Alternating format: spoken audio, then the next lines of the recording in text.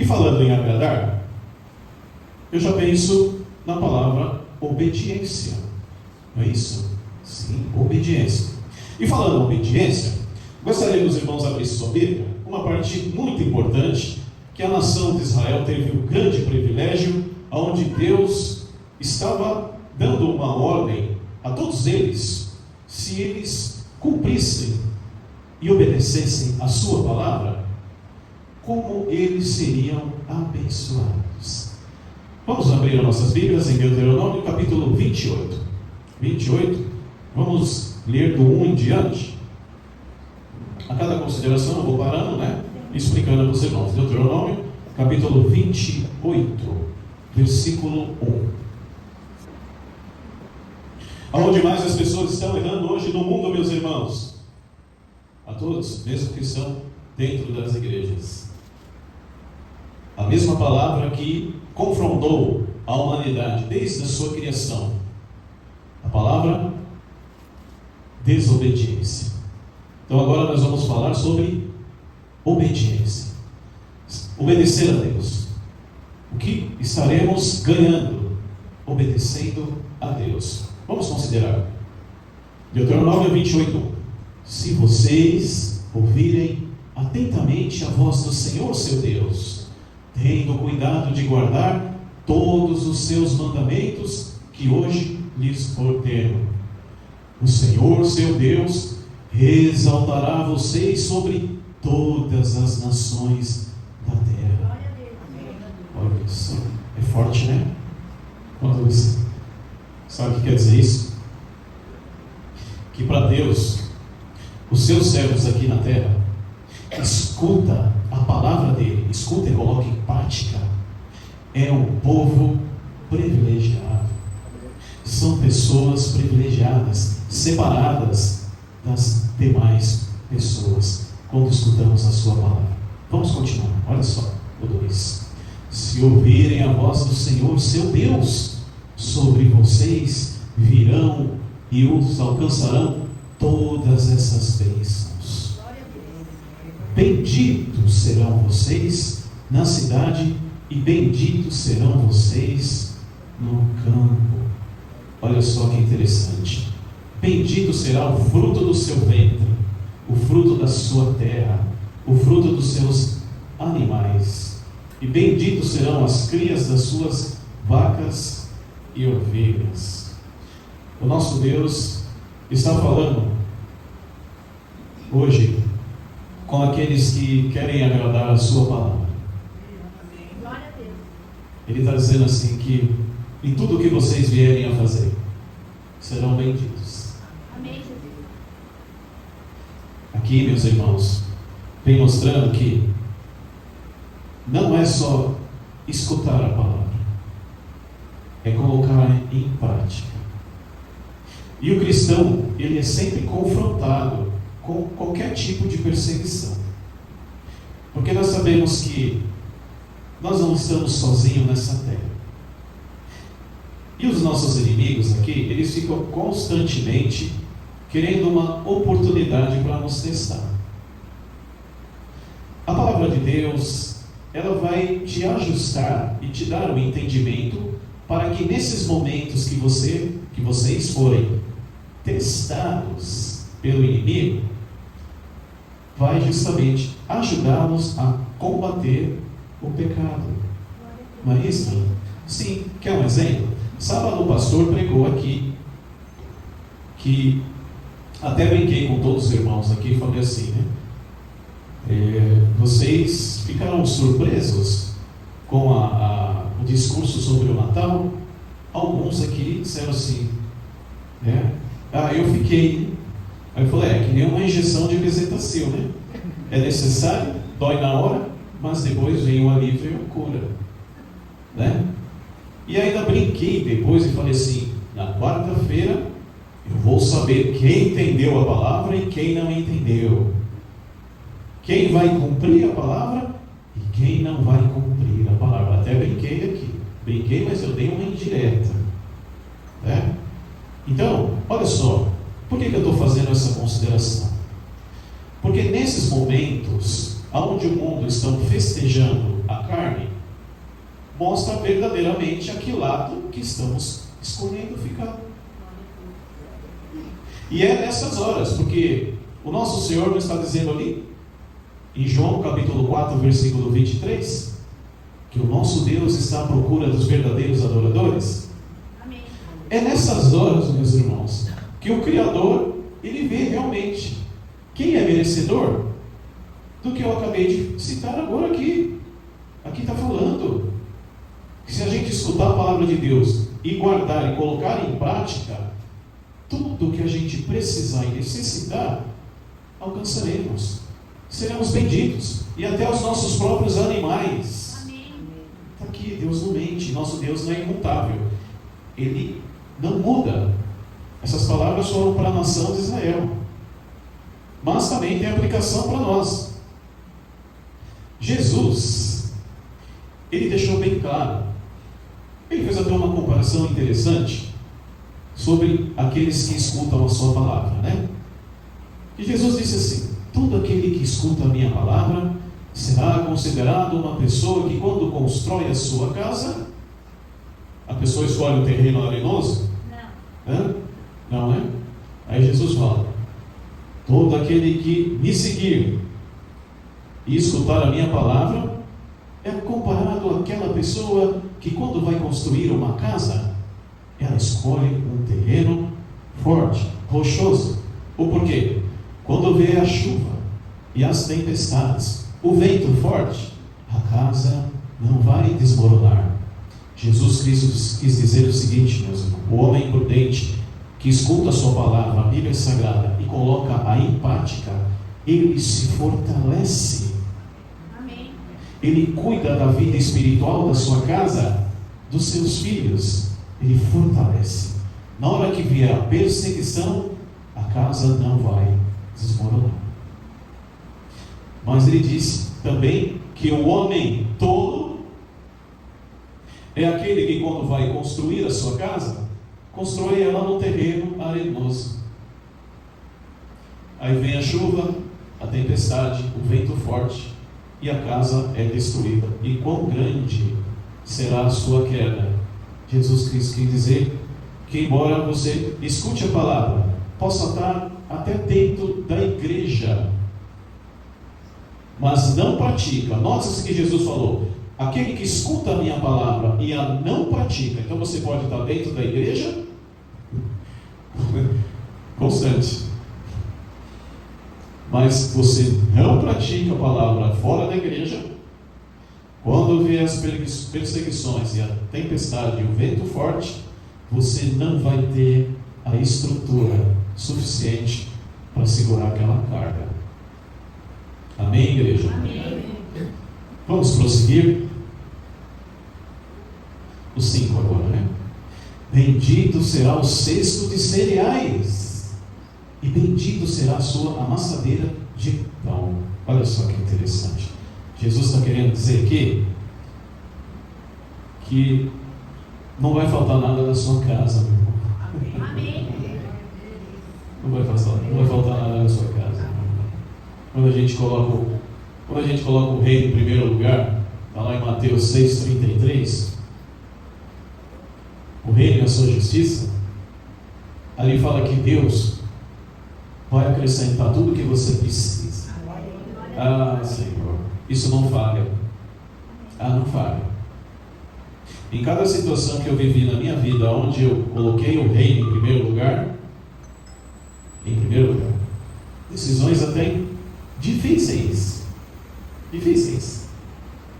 mas eu resolvi colocar o reino em primeiro lugar. Depois de tudo que eu precisava, sem eu lembrar que eu precisava, venha na minha mão, sem eu precisar. Não precisa correr atrás das bênçãos. Vocês não sabem o valor que Deus dá a um ser humano aqui na terra, quando ele prioriza a sua palavra e a sua presença. Glória a Deus. Que é que a maioria não estão fazendo hoje em dia. Lembra que o pastor pregou aqui? Quando Elias foi para a casa da viúva Sarepta, uma terra afastada de Israel. Foi justamente quando Elias pregou 3 anos e meio sem chuva contra o rei Acabe. Lembra? Baal, eles eram adoradores do rei Baal. Acabe e a sua esposa. E aí Elias teve que se esconder. E ficou 3 anos e meio sem chover. E aí todo mundo começou a passar necessidade. Jeová Deus mandou o profeta Elias para Sarepta, para a casa da viúva. Nota-se, meus irmãos, que nenhuma mulher em Israel foi ter a presença, ou foi merecedora de ter a presença. Olha, é sério, hein? É sério. Meus irmãos, nós estamos falando aqui em obediência, é sério. É o ponto onde a humanidade está pecando, meus irmãos. Não está colocando o reino em primeiro lugar. As mulheres viúvas de Israel, nenhuma delas foi merecedora da presença do profeta Elias. Vamos pegar aqui nossa cidade, vai? Vamos pegar uma comparação para vocês entenderem. Vamos pegar? Vamos lá. Então, digamos que aqui a cidade de Itanhaém é Israel. Aqui é o povo privilegiado de Deus, mas um povo desobediente. E aqui está 3 anos sem chover. E a necessidade aqui, todo mundo passando, todo mundo com fome, morrendo de fome. E aí, Deus manda Elias ir lá para o Guarujá. Foi exatamente isso que aconteceu. A única merecedora, a viúva, que estava com seu filho ali, entre a vida e a morte. Mas note-se, enquanto as viúvas deveriam estar reclamando, resmungando, deviam estar em desobediência, em pecado, aquela viúva que estava com quase o filho dela morrendo, ela estava orando. Glória a Deus. Orando e com fé. Aí o que o Senhor fez? A Bíblia fala que os olhos e os ouvidos de Deus estão atentos às súplicas dos justos. E a evidência que Deus mandou Elias para a casa da viúva. E Deus não errou. Por quê? Porque o filho dela estava entre a vida e a morte. Entre o mantimento da sua casa, só dava para ela fazer a última refeição. E ela mesmo disse para o profeta: não temos nada para comer, só tenho uma última refeição. Depois, eu e meu filho morreremos. Foi assim que ela falou para o profeta, quando o profeta apareceu na porta dela.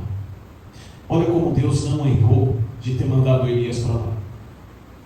O profeta disse assim: pois o Senhor mandou te dizer que se você der o que você tem aí, fizer e me alimentar, não faltará azeite e farinha na sua botija. Glória a Deus. Uma pessoa que ela nunca viu, meus irmãos. Tenta imaginar, meus irmãos. Tenta se colocar na posição dessa viúva, vendo seu filho ali, magro, com fome, doente. A última refeição ali, que ainda deixaria eles dois com um pouco mais de vida, com aquela última refeição. Mas ela acreditou no profeta. A sua fé foi tão forte que ela fez aquela última farinha e azeite, ela fez o pão. Ela fez a refeição. E ela comeu e deu para o filho dela? Não. Deu para o profeta. Ela deu para o profeta. Ela deu. E quando ela comeu, o profeta comeu a refeição, ela entrou chorando para dentro de casa. E na hora que ela viu, a botija dela estava cheia e o azeite transbordando. Glória a Deus. Oh. Você tem dúvida ainda, meus irmãos? Os irmãos têm dúvida se colocar Deus em primeiro lugar, a vida de vocês vai faltar alguma coisa, meus irmãos? Não vai faltar. Não vai faltar. São evidências e mais evidências que a Bíblia é bem clara, que aqueles que colocam o rei em primeiro lugar são abençoados. Amém? Amém. Vamos prosseguir com 6. Benditos serão vocês ao entrar, e benditos serão ao sair. O Senhor fará com que os inimigos que te levantarem contra vocês sejam derrotados na presença de vocês. E eles virão contra vocês por um caminho, mas fugirão da presença de vocês por 7 caminhos. O Senhor determinará que a bênção esteja nos seus celeiros, e em tudo o que colocarem a mão, Ele os abençoará na terra, e que o Senhor, seu Deus, lhe dará. Amém. Olha só, que maravilha, né? A gente, lendo essa parte da Bíblia, meus irmãos, a gente vê como Jeová amava aquele povo de Israel, né? Oh Senhor, como Ele amava, como Ele queria proteger aquela nação. E era uma nação desobediente. Deus chamou essa nação de dura cerviz, né? Povo que não se permitia ser corrigido, povo de cabeça dura, mas mesmo assim Deus era amoroso com eles, né? E queria sempre protegê-los. Nós sabemos que infelizmente eles acabaram perdendo, grande parte perderam a sua salvação por causa da desobediência. Nós temos que tomar cuidado com essa palavra, a desobediência. Sabe por quê? Porque somos descendentes de quem? Adão e Eva.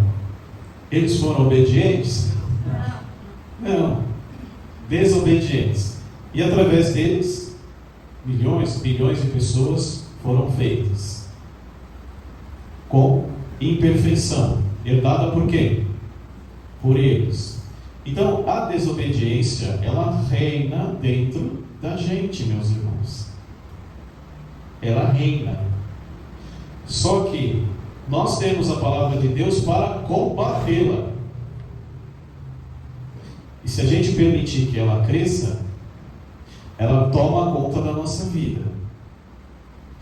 E tomando conta da nossa vida, a grande probabilidade de tirarmos a nós do caminho de Cristo e da fé é muito grande. Pastor, eu estou dentro de igrejas, na verdade, desde os meus 4, 5 aninhos, mais ou menos. Quantos anos tem, irmã? Quantos anos tem seu menino? 7 anos, né? Eu vivo dentro de igreja desde os 5 anos. 5 anos.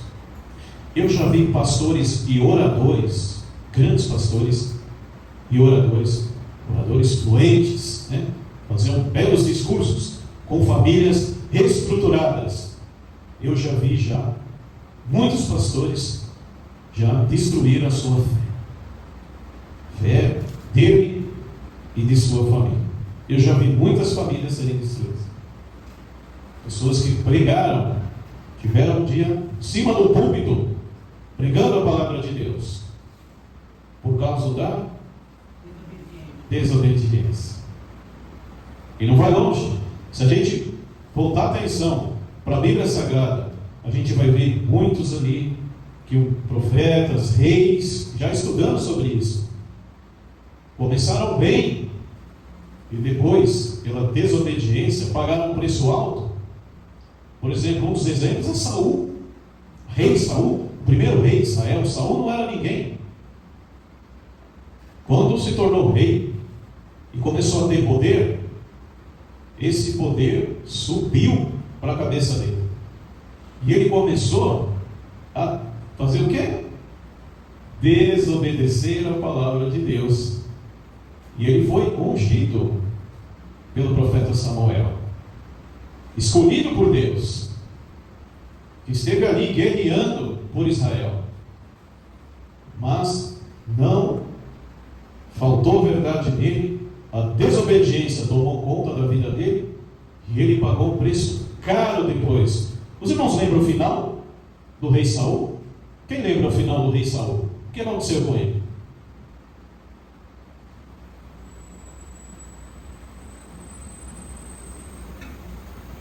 Já estudamos sobre isso. Pode falar, senhora. Morto a espada? Sim, ele foi morto por uma espada. Mas como? Quem matou ele? Quem matou Saul?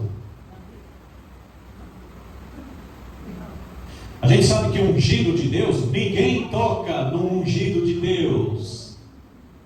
Ninguém toca no ungido de Deus. Quem matou ele?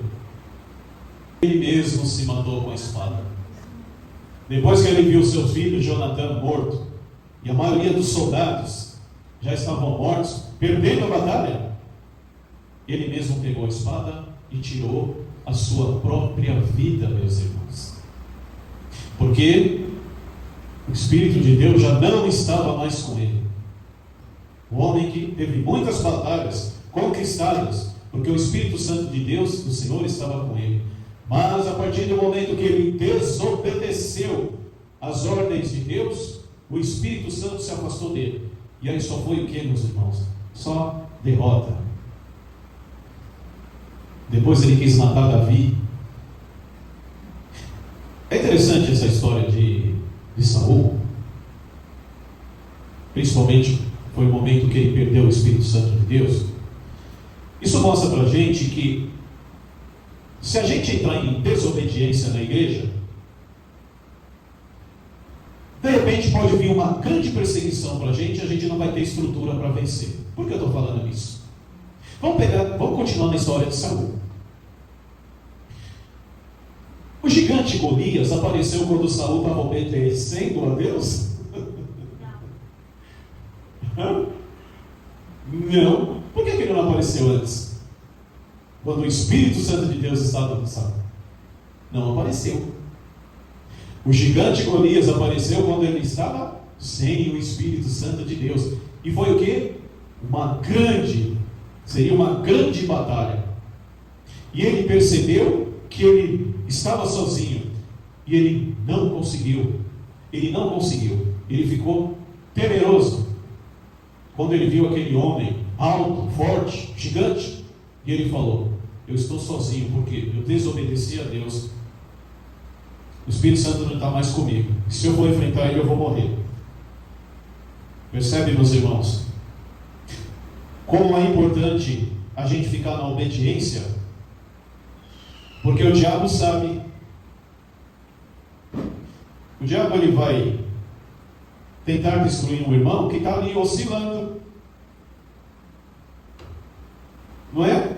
Ele não vai querer pegar um irmão forte. Eu já falei sobre um leão que sempre procura as presas fáceis. O diabo ele vai querer pegar aquele irmão que está ali, ó, oscilando, em cima do muro, ali, ó, né? Não pula nem para cá e nem para lá, fica ali. E ele vai lançar ataque nesse irmão para destruir, como foi com Saul. Veio uma grande batalha para Saul, um grande desafio. Mas ele não estava preparado mais, porque ele não tinha a presença de Deus. Ele desobedeceu. E para nós não será diferente. Se ficarmos em cima do muro oscilando, a gente pode se confrontar com um grande desafio que pode pôr em risco a nossa espiritualidade. E aí, quando a gente for perceber, a gente seremos derrotados. Então veja a importância da gente receber a palavra e obedecer, lutar contra a carne. Vamos continuar no 9? O Senhor o constituirá para si em um povo santo, como prometeu como juramento, se guardarem os mandamentos do Senhor seu Deus e andarem nos seus caminhos. E todos os povos da terra verão que vocês são chamados pelo nome de Deus e terão medo de vocês. Está vendo aqui? Aqueles que guardam o mandamento de Deus, para Deus é um povo santo. Para nós, meus irmãos, para quem serve a Cristo, não é diferente. Deus nos vê exatamente assim. Porque quando a gente se distancia da carne e das coisas do mundo, e a gente coloca o reino de Deus em primeiro lugar, os irmãos acham que em suas dificuldades, Deus irá dar as costas para vocês? Não. Não vai dar as costas para vocês. Porque vocês serão propriedade particular para Deus. Amém? Amém. Prosseguindo. O Senhor lhes dará abundância de bens do fruto do seu ventre, no fruto dos seus animais e no fruto do solo da terra, que o Senhor prometeu dar a vocês sob juramento aos seus pais. O Senhor lhes abrirá o seu bom tesouro, o céu para dar a chuva, a terra no tempo certo, e para abençoar todo o trabalho das suas mãos. Vocês emprestarão a muitas nações, porém não tomarão emprestado. Olha só que interessante. Sabe o que Deus está querendo dizer aqui? Que vocês não vão estar precisando emprestar, pedir emprestado. Amém. Eu nunca vi mesmo um irmão que coloca o reino de Deus certinho, faz tudo que Deus pede hoje nessa terra, mendigando pão. Eu nunca vi.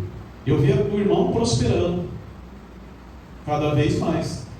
Mas aí eu fiquei reparando na vida dele, né? É uma pessoa que coloca o reino em primeiro lugar mesmo. Faz tudo que Deus quer nesses tempos aqui. A pessoa não precisa pedir emprestado. Amém. Amém? Agora eu falei só sobre obediência, né? Agora vamos falar o 15. Vamos passar para o 15? Que entra a parte da desobediência.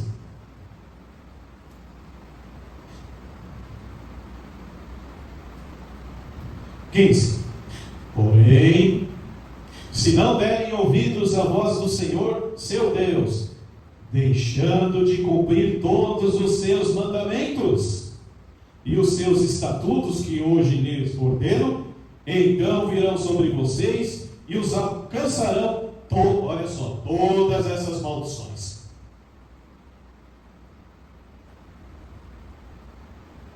Malditos serão vocês na cidade, malditos serão no campo. Está vendo? Aí já é inversão. Já é uma inversão. Aí já é mais ou menos a mesma punição que aconteceu com Saul. Maldito será o seu cesto, quer dizer, os seus mantimentos, armários, geladeiras, cereais. Maldito será a sua amassadeira de pão, até o seu fruto do ventre, hein? O negócio é sério, hein? As crias também. Olha aí, está falando em vacas, ovelhas. Malditos serão vocês ao entrar e malditos serão ao sair. Quer dizer, você saindo da sua casa para qualquer lugar, tem uma grande necessidade de sair e voltar, a grande necessidade de proteção de Deus, você está lá sem proteção. É tudo o inverso para quem desobedecer, né? Ó, 20: o Senhor mandará sobre vocês a maldição, vai ter confusão, ameacem tudo que empreender até que vocês sejam destruídos, e pereçam repentinamente por causa da maldade das suas obras, porque a partir do momento que a gente se afasta de Deus, não praticamos boas obras, praticamos as más obras, obras da carne, né? E o Senhor, 21, o Senhor fará com que a peste se apegue a vocês, até que consuma da terra em que vão entrar e da qual tomarão posse. Olha só, tá? Começa a dar tudo ao contrário, tudo ao inverso. Doença, né? Vale a pena ou não vale obedecer, meus irmãos, nos dias de hoje? Amém. Porque essas bênçãos que foram para a nação de Israel, embora eles não agarraram, muitos desperdiçaram, perderam a aprovação de Deus, né? Deus tem o mesmo cumprimento para os nossos tempos agora. Amém. Né? O próprio Sermão do Monte, Jesus fala ali no Sermão do Monte, né? Felizes os puros de coração, olha só, Felizes os puros de coração, porque verão a Deus. É forte, né? É. Ei, puros de coração, hein? Que privilégio, né? A pessoa pura de coração, verão a Deus. Felizes os cônscios das suas necessidades espirituais, porque a vocês pertence o reino do céu. Olha só, cônscio das suas necessidades espirituais são todos nós. Vocês estão aqui buscando a palavra, precisando da palavra. Então, em troca, Deus está falando: o reino dos céus, do céu serão de vocês. Vocês estarão, né? Então, vale a pena obedecermos. E o pastor agora, eu fico muito triste agora, porque conforme eu falei sábado passado, que eu peguei muita gente de surpresa sobre o Natal aqui, né? E muitas pessoas aqui, né, algumas que não estão aqui foram pegas de surpresa, tem o hábito e o costume de estar festejando essas épocas, né? E eu falei para eles, expliquei através da Bíblia, que Deus, Ele condena essas festividades porque não foi o que Ele pediu, né? E a pessoa, ela vem e busca a palavra aqui, e eu como pastor, eu disse que eu tenho que passar a palavra. Eu não posso esconder a palavra, porque eu vou ser cobrado. Eu não estou na igreja para agradar a gregos e troianos. Eu tenho que agradar a Cristo e colocar a palavra para vocês, independente se ela vai doer ou não vai doer. Eu tenho que passar. Então, é triste para mim que quando eu prego a palavra aqui para o irmão ou para a irmã e eu percebo que a pessoa esteve presente na igreja e recebeu a palavra, e a gente passa depois na rua e vê a casa da pessoa toda iluminada.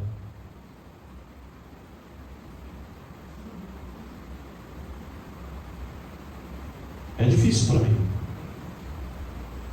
E são pessoas que são abençoadas aqui na igreja, que participam da bênção que Jesus Cristo dá para essa igreja aqui. Que aí é pior. Aí é pior. Pessoas que são aqui abençoadas pela igreja em obras sociais, que são as primeiras que deveriam. O pastor deu a palavra: meu Senhor, meu Deus, eu não quero desagradar a Cristo. Eu estou errado. Está errado. Eu não posso estar igualando ao mundo. Eu vi que é errado. Eu não quero estar em pecado. Eu quero estar agradando a Cristo. Vou remover essas coisas. E a gente vê que não foi removido. Entra 1, 2, 3, 4 dias, continua lá. E no dia principal a pessoa falta. Uma das coisas que eu pedi para Deus nessa igreja, como pastor presidente, é que eu sempre fosse uma pessoa imparcial, que julgasse tudo aqui com justiça. Mas nós não devemos e não abençoaremos filhos nossos que estão fazendo coisas erradas. Os irmãos conhecem a história de Eli, Ofni e Finéias, sacerdote Eli, que não corrigiu seus filhos. A palavra veio depois para Samuel, que era pequenininho, onde o Senhor disse que a casa dele seria arruinada, ele morreria junto com seus filhos, porque ele não corrigiu os seus filhos e não corrigiu a sua vida. E os 3 morreram. Então aqui nessa igreja, eu como pastor presidente, eu tenho que ser imparcial, mas cada situação eu tenho que julgar com justiça. E dói para mim quando eu revelo a palavra para a pessoa vê que na Bíblia está a comprovação e a pessoa não faz a mudança necessária. Não será abençoada por mim e nem por Deus. Isso é agir com justiça e imparcialidade. Porque essa igreja aqui, ela prega a palavra, somente a palavra de Deus, porque é a palavra que corrige, que vai levá-los à salvação. Amém. Não pregamos prosperidade, não pedimos dinheiro para ninguém, não se preocupamos com prosperidade daqui, porque o nosso tesouro tem que ser armazenado no céu, conforme Mateus 6,19. Mas uma coisa que eu vou exigir aqui, nessa igreja, é que os irmãos que recebem a palavra agem de acordo com a Bíblia. Se não fizerem isso, não receberão a bênção aqui, nessa igreja mais. Amém, meus irmãos? Amém. Podemos encerrar, né? Nosso culto. Amém. Glória a Já deu mais de uma hora, né?